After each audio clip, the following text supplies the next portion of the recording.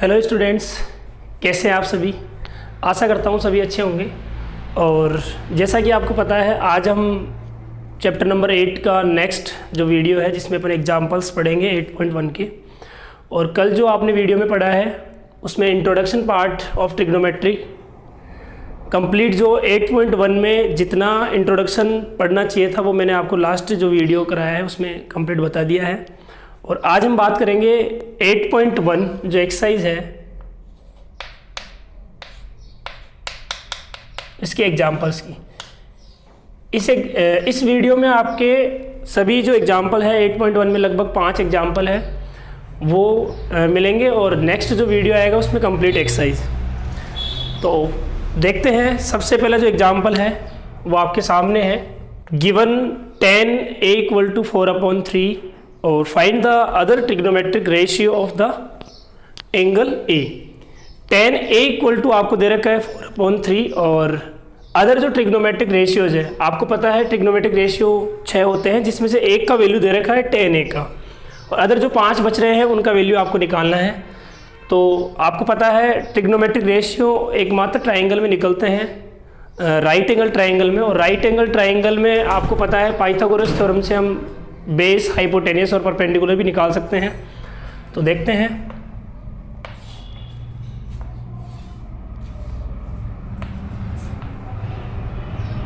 A, B और C, यहाँ पर अपन ने एंगल A लिया है। इसका रीज़न ये है कि हमें tan A का वैल्यू दे रखा है, मतलब यहाँ पर एंगल A ले रखा है।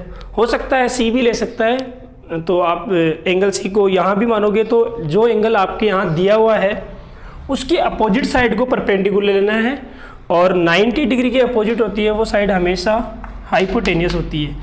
याद रखना, परपेंडिकुलर और बेस एंगल के हिसाब से चेंज होता रहता है। मैं आपको ये कंसेप्ट बता देता हूँ। अगर एंगल आप A लेते हो तो परपेंडिकुलर इसके अपोजिट ये होगा और बेस ये होगा, और मान लो एंगल आप C लेते हो तो फिर परपेंडिकुलर ये होगा इसके अपोजिट और बेस ये होगा। तो जो आप एंगल लेते हो उसके अपोजिट साइड परपेंडिकुलर लेना है, और जो लास्ट में साइड बचती है उसे बेस लेना है। तो परपेंडिकुलर और बेस आपस में चेंज होते रहते हैं एंगल के हिसाब से, जबकि हाइपोटेनियस फिक्स रहता है। 90 डिग्री के अपोजिट हमेशा हाइपोटेनियस रहता है।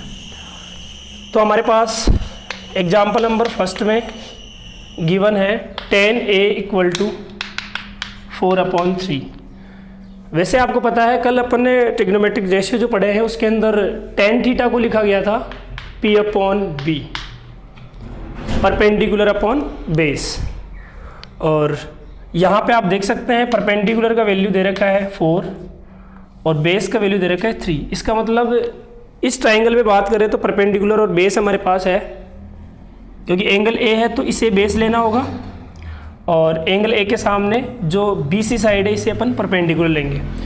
तो हाइपोटेनियस है नहीं, परपेंडिकुलर 4 है और बेस 3 है। पाइथागोरस थ्योरम से हम हाइपोटेनियस निकाल सकते हैं, और जैसा कि आपको पता है पाइथागोरस जो थ्योरम है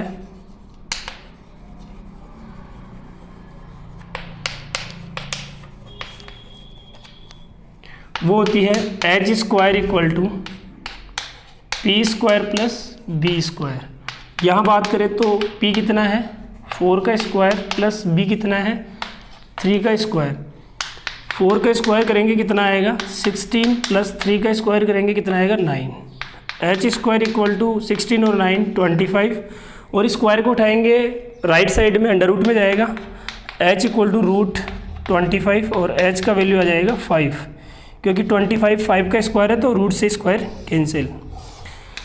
वैसे बोला जाता है कि रूट से वैल्यू निकालते हैं तो एक बार प्लस में लेते हैं और एक बार माइनस में। हम यहाँ पर प्लस में इसलिए ले रहे हैं कि कभी भी डिस्टेंस जो होती है वो नेगेटिव नहीं होती है, तो प्लस का 5 लेंगे। तो इसका मतलब यहाँ पर जो हाइपोटेनियस है वो कितनी है 5।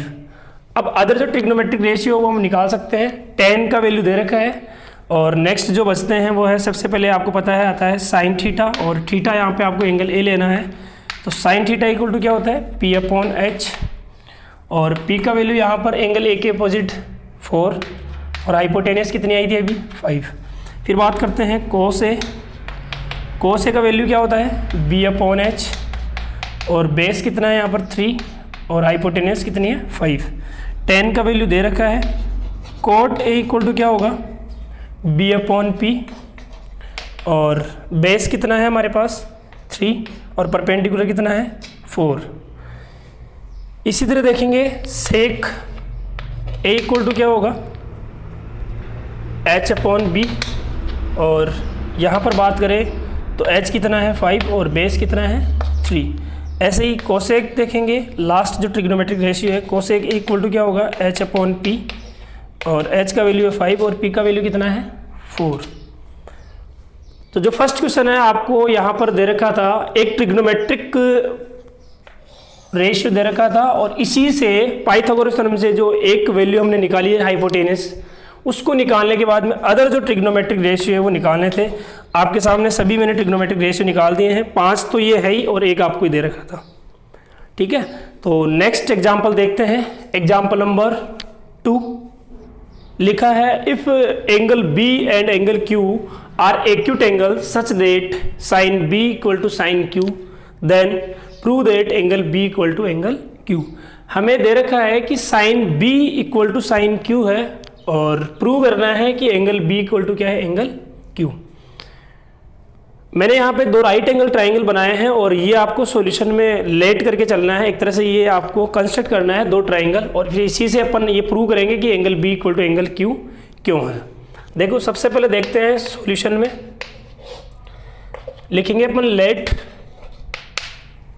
या कंस्ट्रक्ट लिख सकते हो आप, right angle triangle A B C and right angle triangle P Q और आर। बात करते हैं जो हमें गिवन है, एक तरह से sine B equal to sign Q दे रखा है, वो लिखते हैं एक बार। और लिखा है sin B equal to sign Q. Angles की बात हो रही है, इस ट्राइंगल में एंगल बी की बात हो रही है, इस ट्राइंगल में एंगल क्यू की बात हो रही है। मतलब अपोजिट साइड ये परपेंडिकुलर, यहाँ अपोजिट साइड ये परपेंडिकुलर। हाइपोटेनस फिक्स होता है और यहाँ पर बेस होगा ये, और इस ट्राइंगल में बेस होगा आर क्यू। जो हमारे पास साइन थीटा को और साइन थीटा को जो भी मतलब एक तरह से लिखते हैं, यहाँ साइन बी है, यहाँ साइन क्यू है। पाकिस्तान भूखा पैसा हिंदुस्तान हरा भरा जो अपने ट्रिक पढ़ी थी वहाँ से साइन थीटा को लिखते हैं पी अपॉन एच, और इसमें भी क्या लिखेंगे पी अपॉन एच। लेकिन यहाँ जो ट्राइंगल्स है वो अलग अलग है, तो पी का वैल्यू जो यहाँ पर है वो है ए सी और एच का वैल्यू है ए बी। तो मैं यहाँ लिख देता हूँ A C upon A B equal to, फिर जो यहाँ पर P का वैल्यू है वो है पी आर और H जो है वहाँ पर है पी क्यू। देखो इस क्वेश्चन के अंदर आपको सिमिलरिटी का जो रूल है वो फॉलो करना होगा, उसी से अपन ये प्रूव करेंगे कि angle B equal to angle Q है। क्या होता है कि 2 ट्राइंगल्स अगर सिमिलर है तो उनके एंगल भी इक्वल होंगे और साइड्स का रेशियो भी इक्वल होगा। तो यदि अपन साइड्स का रेशियो इक्वल कर दें, इन दोनों ट्राइंगल में साइड्स का रेशियो अगर इक्वल कर देते हैं तो ये दोनों ट्राइंगल एक दूसरे के सिमिलर होंगे, और जैसे ही सिमिलर होंगे तो हम कह सकते हैं कि इनके कोरेस्पॉन्डिंग एंगल भी इक्वल है, और बी के कोरेस्पॉन्डिंग आपको दिख रहा होगा क्यू एंगल है। तो हम यदि इस ट्राइंगल ए बी सी को ट्राइंगल पी क्यू आर के कोरेस्पॉन्डिंग मतलब एक तरह से सिमिलर कर दें तो ये angle B equal to angle Q हो जाएगा, और सी और आर तो वैसे भी इक्वल है क्योंकि 90 डिग्री का एंगल है, और angle A equal to angle P हो जाएगा। आपको इतना ही ध्यान रखना है, 2 ट्राइंगल यदि सिमिलर है तो उनके कोरेस्पॉन्डिंग एंगल भी इक्वल होंगे और साइड्स का रेशियो भी इक्वल होगा। और हम यहाँ पर क्या करेंगे, इनके साइड्स का रेशियो इक्वल करेंगे और वहाँ से हम कह सकते हैं कि इनके एंगल भी क्या है इक्वल है। तो एक बार मैं इसको थोड़ा चेंज करके लिख देता हूँ। देखो इक्वल में अगर 2 फ्रैक्शन की वैल्यू है तो हम इसको यहाँ भी लिख सकते हैं और इसको यहाँ भी लिख सकते हैं। इसका लिखने का रीज़न ये है कि इन दोनों ट्राइंगल्स का एक तरह से कॉरेस्पॉन्डिंग साइड्स का रेशियो हो जाए। जैसे ए सी के अपॉन में मैं लेके आ सकता हूँ यहाँ से पी आर, और इस ए बी को मैं यहाँ ले जा सकता हूँ, तो यहाँ ए बी आएगा तो नीचे क्या लिखा हुआ है पी क्यू। इसमें और इसमें कोई फ़र्क नहीं है, सेम ही है, A C upon P R और A B upon P Q. मैं आपको दिखा देता हूँ, ए सी के अपॉन में है पी आर और ए बी के अपॉन में है पी क्यू, ताकि इन दोनों का एक तरह से साइड्स का रेशियो आ जाए, इसलिए मैंने ये चेंज किया है। और इसके रेशियो को मैं लेट कर लेता हूँ कुछ भी एक कांस्टेंट मान लेता हूँ, मान लिया मैंने यहाँ पे के मान लिया, ये मैंने लेट किया है, इसको दे देते हैं इक्वेशन नंबर फर्स्ट। यहाँ से देखो अभी हमें वैल्यू भी कुछ काम में आएंगे, तो मैं अभी निकाल लेता हूँ ए सी का। इसको बोलो एक बार, अगर मैं ए सी का वैल्यू निकालता हूँ तो ये पी आर डिवाइड में के पास जाएगा मल्टीप्लाई में, मतलब ए सी इक्वल टू हो जाएगा के मल्टीप्लाई पी आर। ए सी का वैल्यू हो जाएगा यहाँ से के मल्टीप्लाई पी आर, ये ए सी का वैल्यू हो जाएगा। और यहीं से ही इसको बोलो एक बार, A B upon P Q equal to के माना है, तो ए बी का वैल्यू निकाले यहाँ से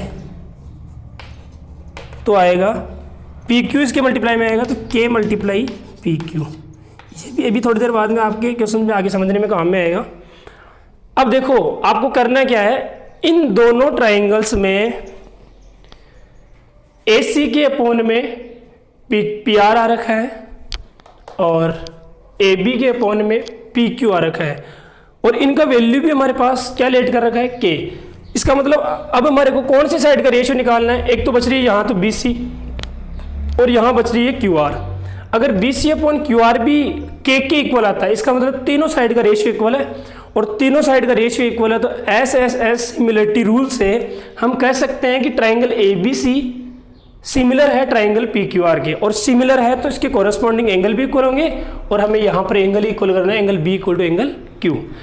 तो बी सी और पी क्यू का पी आर का वैल्यू हम पाइथागोरस थ्योरम से निकालेंगे, और पाइथागोरस थ्योरम क्या कहती है, हाइपोटेनस का square equal to perpendicular square plus base square. लेकिन यहाँ पर ये जो बी सी और क्यू आर है वो यहाँ पर दोनों जगह बेस है, तो बेस इक्वल टू होता है हाइपोटेनस का स्क्वायर माइनस परपेंडिकुलर स्क्वायर। तो देखते हैं यहाँ से अपन अगर बी सी का वैल्यू निकालेंगे तो देखो पाइथागोरस थ्योरम से बाई पाइथागोरस थ्योरम, इसमें देखते हैं B C square equal to hypotenuse का स्क्वायर मतलब A B square minus perpendicular का स्क्वायर मतलब ए सी स्क्वायर। अब आपको पता है अगर मुझे ओनली बेस चाहिए तो स्क्वायर हटाएंगे तो दूसरी तरफ का में जाएगा अंडर रूट में, ये बी सी का वैल्यू आ गया। इसी प्रकार अगर अपन क्यू आर का वैल्यू निकालेंगे तो वो क्या होगा, रूट हाइपोटेनस स्क्वायर मतलब यहाँ पर होगा पी क्यू स्क्वायर माइनस, और ये क्या है पी आर स्क्वायर। और वही हमें रेशियो देखना है इसके अंदर, मतलब ये जो बेस का रेशियो है वो भी क्या आना चाहिए के, क्योंकि परपेंडिकुलर और हाइपोटेनस का जो रेशियो है वो के इक्वल है। तो देखते हैं इन दोनों का रेशियो भी के इक्वल है या नहीं है। यहाँ करते हैं B C upon Q R, इस बी सी में क्यू आर का डिवाइड देते हैं तो यहाँ भी आर एच एस में आर एच एस का डिवाइड लगेगा। तो देखते हैं ऊपर लिखा हुआ है root A B square minus A C square divide root P Q square minus P R square.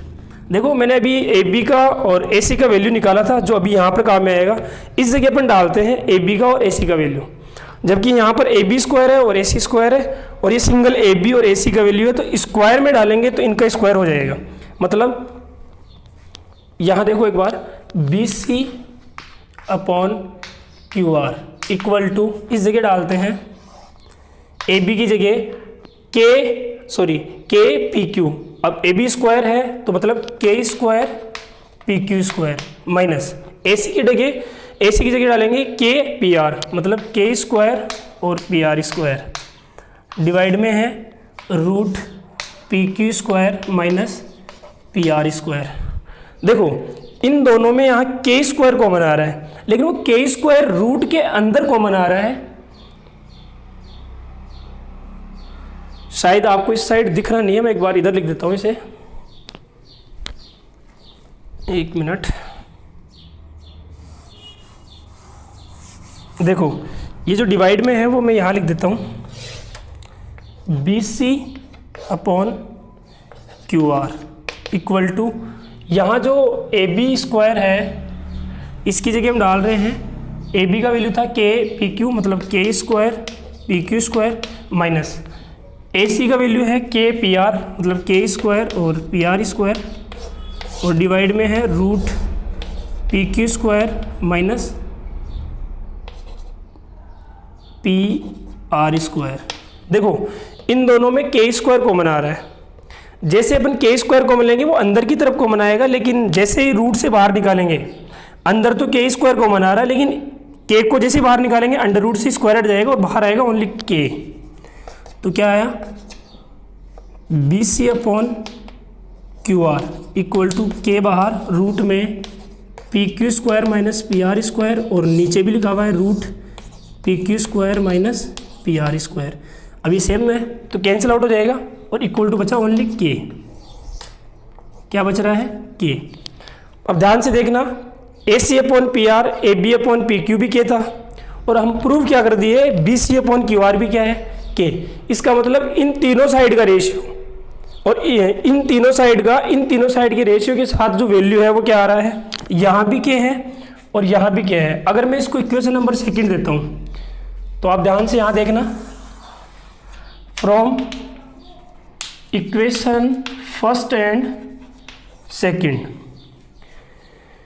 First और सेकंड से मैं कह सकता हूँ, देखो यहाँ पर इन दोनों का वैल्यू क्या है और इसमें B C upon Q R का वैल्यू क्या है, मतलब A C upon P R equal to A B upon P Q equal to यहाँ लिखा है B C upon Q are.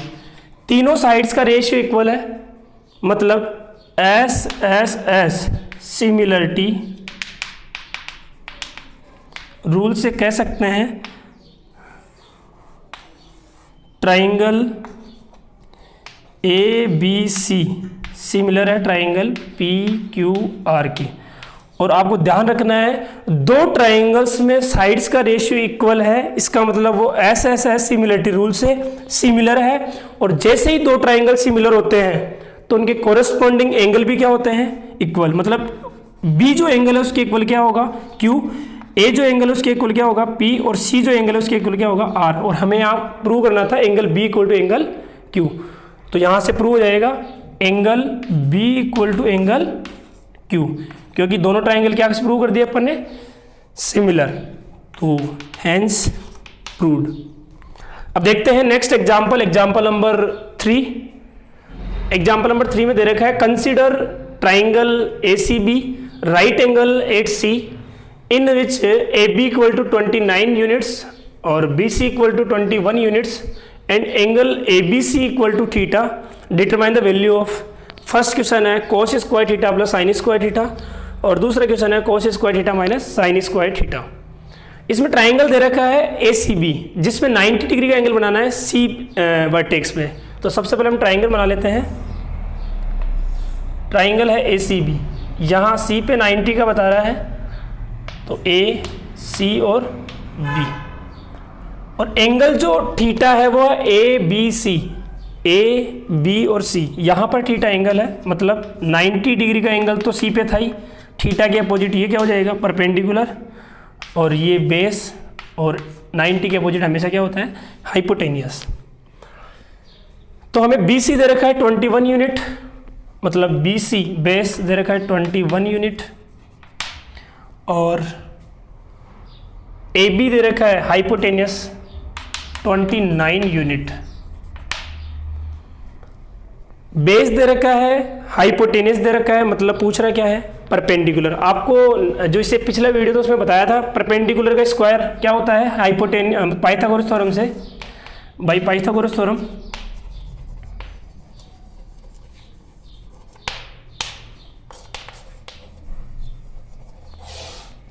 Perpendicular square equal to क्या होगा, hypotenuse square minus base square, और ओनली परपेंडिकुलर निकाले तो root H square minus B square.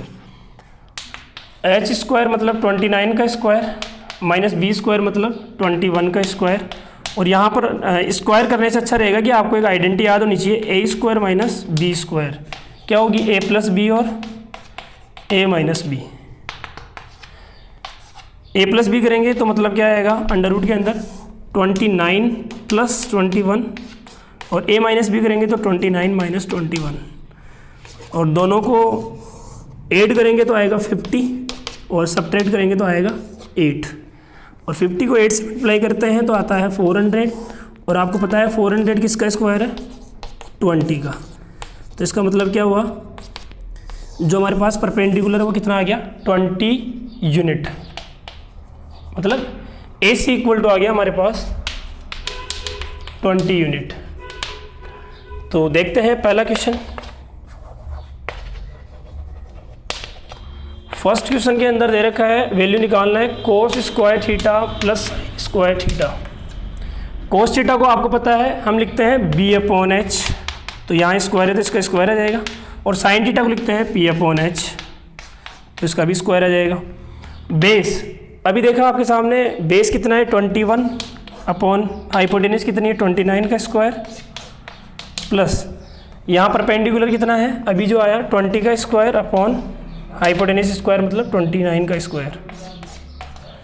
Square करते हैं तो 21 का स्क्वायर होता है 441 अपॉन 29 का स्क्वायर कितना होगा 29 का स्क्वायर 881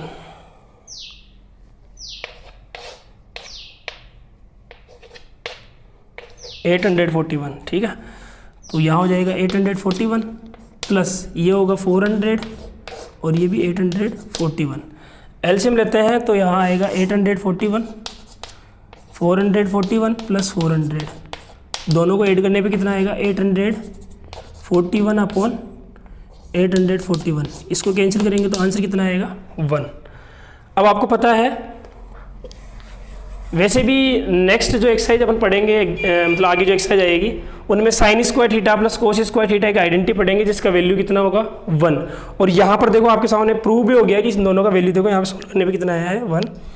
और एक बार इसमें अब सब्ट्रैक्ट करना है, जो सेकंड क्वेश्चन है इसका जिसमें निकालना है वैल्यू कोस square theta minus sign square theta. वही कोस स्क्वायर थीटा का वैल्यू देखो यहाँ ये आएगा 441 upon 841 minus sign square theta का वैल्यू यही आएगा, बीच में माइनस लगाना है बस 400 अपॉन 841। एलसीएम लेंगे वही 841, दोनों जगह कट जाएगा 441 माइनस 400, इसमें से घटाएंगे तो आंसर बचेगा 41 अपॉन 841। तो सेकेंड जो क्वेश्चन है उसका आंसर आया है 41 अपॉन 841 और जो फर्स्ट है उसका आंसर आया है 1, ठीक है। तो इस प्रकार एग्जाम्पल नंबर 3 जो है एक तरह से सोल्व हो चुका है और आप अच्छे से इसको नोट कर लेना वीडियो पॉज करके। नेक्स्ट एग्जाम्पल देखते हैं, एग्जाम्पल नंबर 4। लिखा है in a triangle in a right triangle ABC right angle at B, मतलब 90 डिग्री जो एंगल है वो B एंगल पे है, B वर्टेक्स पे है। और if tan A equal to 1, मतलब tan A का जो वैल्यू 1 दे रखा है और वेरीफाई करना है, एक तरह से शो करना है 2 sin A cos A equal to क्या आना चाहिए 1। तो पहले हम ट्राइंगल बना लेते हैं। जो राइट ट्राइंगल बात कर रहा है जिसमें 90 डिग्री का एंगल है वो एंगल B पे बन रहा है और A B और C हम नाम दे देते हैं। यहाँ 90 डिग्री का एंगल है। तो देखो इसमें दे रखा है, सॉल्यूशन में बात करें तो हमें दे रखा है tan A इक्वल टू 1, तो मैं 1 के नीचे वैसे भी 1 लिख सकता हूँ। और वैसे tan थीटा का जो वैल्यू है वो क्या होता है P/B। तो यहाँ पर P भी 1 है और B भी 1 है, तो एक तरह से हमें हाइपोटेनस यहाँ से निकालनी है। और एंगल A ले रहे हैं तो परपेंडिकुलर जो यूनिट में दे रखा है वो 1 दे रखा है और बेस भी कितना दे रखा है 1। तो हाइपोटेनस अपन निकालेंगे पाइथागोरस थ्योरम से, और अभी आपने देखा भी है वीडियो में पाइथागोरस थ्योरम क्या होती है h square equal to P square plus B square. h square equal to P का वैल्यू कितना है 1 का स्क्वायर और बेस कितना है 1 का स्क्वायर। h स्क्वायर इक्वल टू 1 का स्क्वायर 1 हो जाएगा और यहाँ भी 1 होगा, स्क्वायर उठाएंगे रूट लग जाएगा और 1 और 1 कितना हो गया यहाँ पर 2। मतलब एक तरह से जो हाइपोटेनस है हमारे पास कितना आ गया √2। अब देखो वेरीफाई जो करना था वो ये है 2 sin A cos A equal to 1 आना चाहिए। तो हम क्या करते हैं टेकिंग LHS लेते हैं। LHS में देखो 2 sin A cos A लिखा हुआ है, 2 मल्टीप्लाई साइन थीटा को क्या लिखते हैं P/H और cos थीटा को क्या लिखेंगे B/H। तो 2 मल्टीप्लाई यहाँ देखो परपेंडिकुलर कितना है 1 और हाइपोटेनस कितना आया था अभी √2। फिर देखते हैं यहाँ बेस कितना है वही 1 और हाइपोटेनस कितना है √2। हम 2 को 1 से मल्टीप्लाई करेंगे 2 आएगा, फिर 1 से मल्टीप्लाई करेंगे फिर से 2 आएगा, और √2 को √2 से मल्टीप्लाई करते तो 2 आता है, 2 से 2 कैंसिल आउट हो गया और कितना आ गया 1। तो जो वेरीफाई करना था वो हो गया, तो हम लिख सकते हैं हैंस प्रूव्ड या वेरीफाइड। ठीक है, नेक्स्ट एग्जांपल देखते हैं, एग्जांपल नंबर 5 जो एक्सरसाइज 8.1 का लास्ट एग्जांपल है और अच्छा क्वेश्चन भी है। एक क्वेश्चन आपको सेम इसी एग्जांपल जैसा एक्सरसाइज में मिलेगा। तो देखो दे रखा है in triangle OPQ right angle at P, एक राइट ट्राइंगल है OPQ जिसमें 90 डिग्री एंगल किस पे है P पे, OP equal to 7 centimetre and OQ minus PQ equal to 1 centimetre, और पूछ रहा है determine the value of sine Q and cos Q। तो सबसे पहले हम राइट ट्राइंगल बना लेते हैं, और इस राइट ट्राइंगल में जो 90 डिग्री का एंगल है वो P वर्टेक्स पे बनाना है, बाकी बच रहा है यहाँ पे O, P और Q। देखते हैं क्या इसमें गिवन है, तो सोल्व करते हैं। गिवन हमारे पास है OP इक्वल टू 7 सेंटीमीटर और OQ minus PQ equal to 1 centimetre. अगर बात करें तो हम यहाँ से OQ का वैल्यू निकालें, OQ, तो ये PQ यहाँ माइनस का है तो उधर काय में जाएगा प्लस में, 1 plus PQ, equation number first. और जो ट्राइंगल है हमारे पास इसमें एक बार हम पाइथागोरस थ्योरम लगाते हैं, और पाइथागोरस थ्योरम से क्या होगा कि एक कोई सी भी साइड हमारे पास यहाँ से आ जाएगी। जैसे यहाँ OP हमें दे रखा है 7 सेंटीमीटर, बाकी दो साइड हमारे पास है नहीं, तो एक बार पाइथागोरस थ्योरम लगाते हैं। बाई पाइथागोरस थ्योरम वही h स्क्वायर इक्वल टू क्या होगा P square plus B square. यहाँ जो h है वो हमारे पास है OQ square equal to perpendicular क्या है PQ स्क्वायर और प्लस बेस क्या है OP स्क्वायर। जो यहाँ पर OQ हमारे पास आ रहा है इसका वैल्यू इक्वेशन फर्स्ट से रखना है, फ्रॉम इक्वेशन फर्स्ट। हमेशा ध्यान रखना है कोई भी स्क्वायर के नंबर में हम कोई वैल्यू रखते हैं और वो वैल्यू पहले से या प्लस या माइनस में है, तो अगर इस पर स्क्वायर है तो आप अलग अलग स्क्वायर मत लगाना, हमेशा याद रखना है इस पर हमेशा क्या आएगा होल स्क्वायर। मतलब OQ की जगह हम डालेंगे 1 प्लस PQ, तो 1 प्लस PQ का क्या आएगा होल स्क्वायर, अलग अलग स्क्वायर नहीं लगाना है। और यहाँ लिखा हुआ है PQ square plus OP square. देखो यहाँ आइडेंटिटी लग रही है A प्लस B का होल स्क्वायर, आपको A प्लस B का होल स्क्वायर पता होना चाहिए क्या होता है A square plus B square plus 2AB। इसको खोलते हैं तो A स्क्वायर करेंगे मतलब 1 का स्क्वायर, और 1 का स्क्वायर कितना होगा 1 प्लस B स्क्वायर मतलब PQ स्क्वायर, और 2AB 2 1 से मल्टीप्लाई करेंगे 2 ही रहेगा, फिर B से मतलब PQ से मल्टीप्लाई करेंगे तो क्या आएगा 2PQ इक्वल टू लिखा है PQ स्क्वायर और प्लस में OP स्क्वायर। देखो जब भी आपको इक्वल में दो संख्याएं सेम हो और उनके साइन भी सेम हो तो आपको कैंसिल आउट कर देना है, मतलब PQ स्क्वायर से PQ स्क्वायर कैंसिल। अगर साइन अलग अलग होता तो नहीं ये कैंसिल आउट नहीं होता।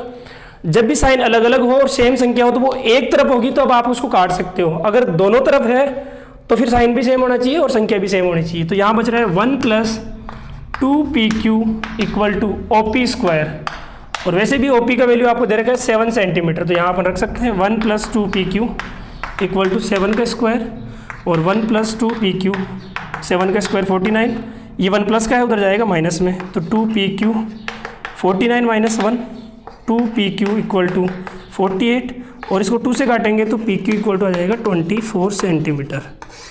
अब आपके सामने देखो हमारे पास PQ P और Q ये कितना आ गया 24 सेंटीमीटर। और अब हम यहाँ से OQ भी निकाल सकते हैं, और वो कैसे निकाल सकते हैं इक्वेशन नंबर फर्स्ट में PQ का वैल्यू डाल के। तो क्या लिखेंगे put the value of PQ in equation first. Equation first में यहाँ रखते हैं तो OQ इक्वल टू क्या आएगा 1 प्लस PQ की जगह कितना रखेंगे 24, तो OQ इक्वल टू आ जाएगा 25 सेंटीमीटर। तो ये हमारे पास आ गया 25 सेंटीमीटर।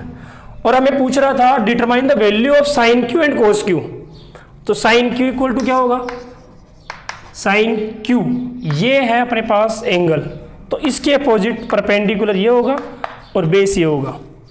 तो साइन थीटा इक्वल टू क्या होता है P/H, और P कितना है यहाँ से, गलती से आप परपेंडिकुलर ये मत लेना क्योंकि एंगल ये ले रहे हैं तो परपेंडिकुलर ये होगा, मतलब 7 अपॉन हाइपोटेन्यूस कितना आएगा 25। ये हो गया साइन क्यू का वैल्यू। और पूछ रहा है कोस क्यू, तो जो कोस क्यू का वैल्यू है वो होगा, इधर ध्यान दो एक बार, कोस क्यू इक्वल टू क्या होगा B अपॉन H। और बेस कितना है, बेस ये नहीं लेना है क्योंकि एंगल ये है तो बेस ये होगा, मतलब 24 अपॉन 25। तो ये आपके सामने एग्जाम्पल नंबर जो 5 में पूछा था साइन क्यू और कोस क्यू का वैल्यू मैंने बता दिया है, और आशा करता हूँ कि आपको समझ में भी आया होगा।